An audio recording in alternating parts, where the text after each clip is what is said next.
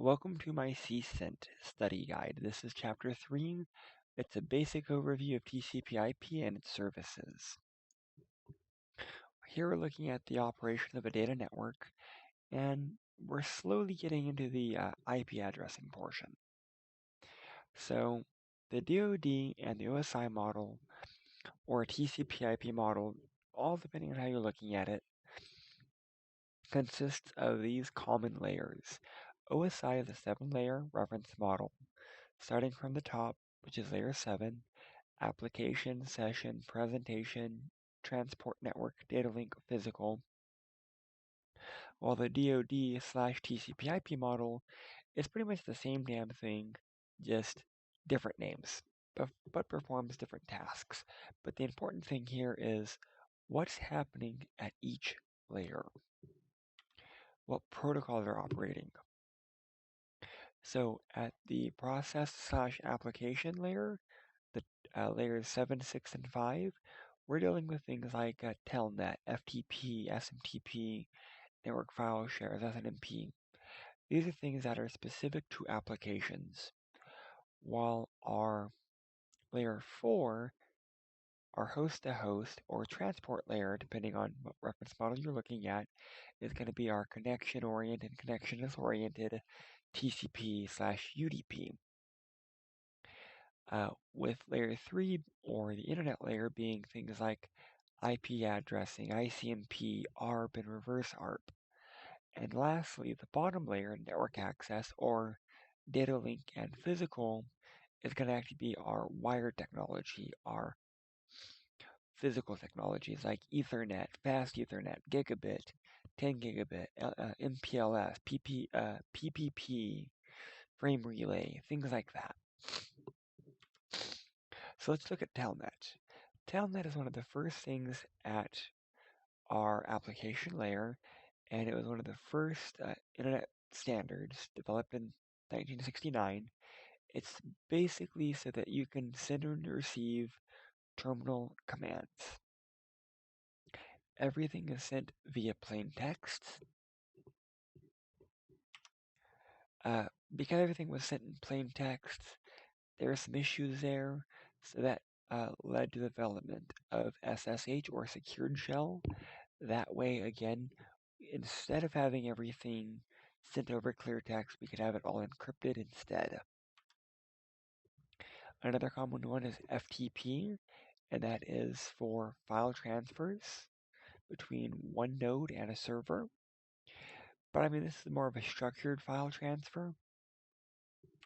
If we're looking just a dumbed down, bare minimum file transfer, it could be trivial FTP or TFTP, and that's going to be small files.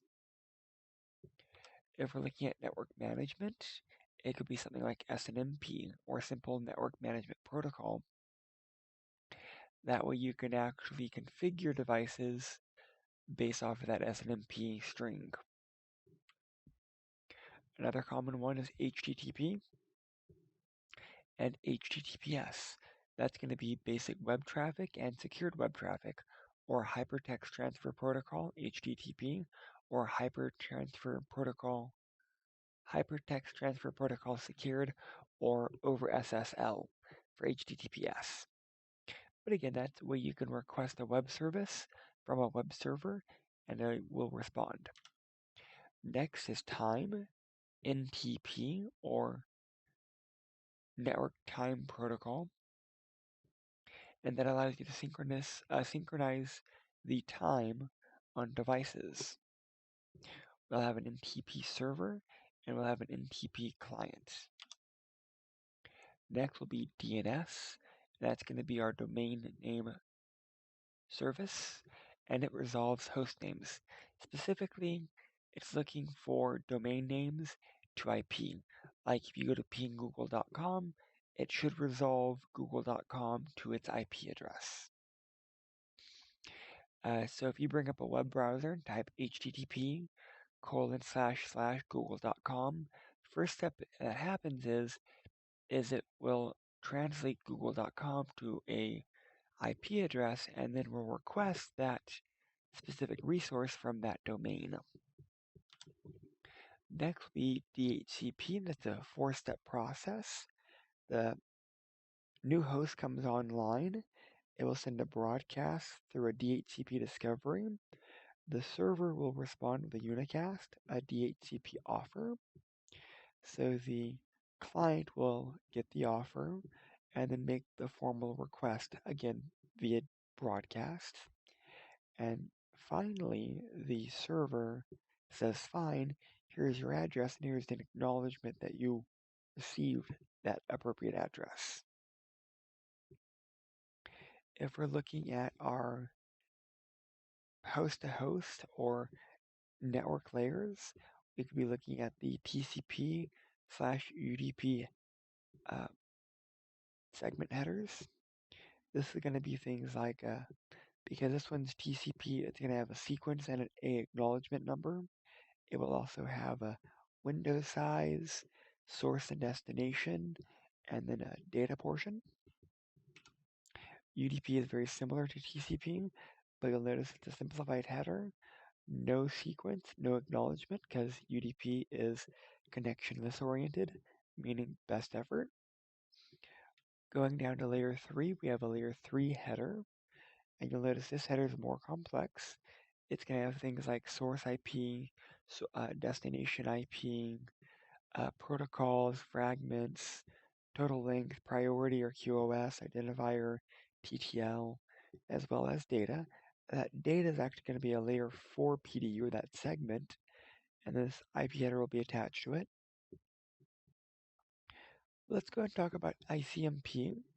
ICMP is a Internet Communication Message Protocol, basically ping, and that allows you to send an echo request. So essentially, if you ping, it'll allow you to see if certain services are opening. So you can actually set it scripted so that it will try to ping the appropriate nodes. Next could be ARP, and that's going to be a local ARP broadcast. If you're trying to find out who has a specific IP or who has a specific name, you'll send a broadcast, who has this, and then the appropriate resource should respond, oh, that's me, here is my name, my IP address, my MAC address, all of that good stuff. Let's look at summarizing class-full networks. That's going to be the last thing we do for this chapter.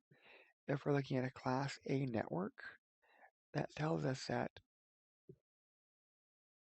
the first network is going to be our network. The remaining second, third, and fourth octet will be allowed to be hosts, meaning the first network is locked in, the remaining 3 you can manipulate. Just like with the Class B, you can log in the first 2 and then manipulate the last 2. And lastly, you log in the first 3 and then you can manipulate the fourth one. This is class-full networking.